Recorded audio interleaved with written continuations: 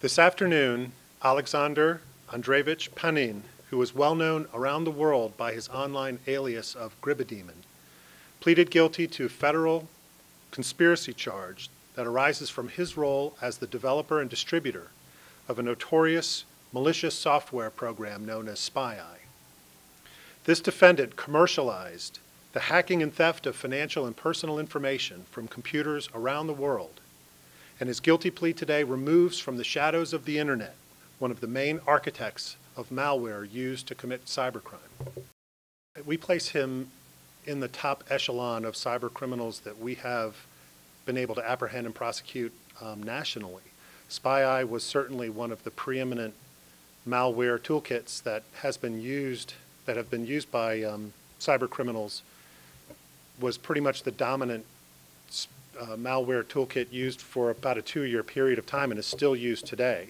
And he was the principal author and architect of that malware. So while we're not able to quantify every customer and the economic harm that each customer has done, we know that Gribodemon was able to sell approximately 150 versions of his software to other criminals to use.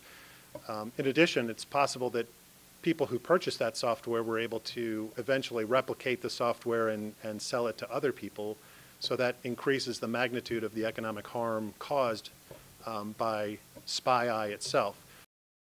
But the connection to Atlanta is that Hamza Bendelladj, who was one of Panin's customers, he had a server that was physically located in the district, in the Northern District of Georgia. And that server had a copy of the spyware software installed and operating on it. And so that server provides the nexus that we're able to use to prosecute the case here. Mark and... I got a question. We don't want any of the investigators on camera that are actively investigating. Okay, Scott. This investigation highlights the importance of the FBI's focus on the top echelon cyber criminals, and the apprehension and resulting guilty plea of Mr. Panin means that one of the world's top developers of malicious software is no longer in a position to create computer programs that can victimize people around the world. While Panin was selling and developing SpyEye, he ultimately sold his malware to the wrong customers, a group of dedicated undercover FBI employees. And after an extensive investigation involving international law enforcement, partners as well as private sector partners, this dangerous cyber criminal has been neutralized.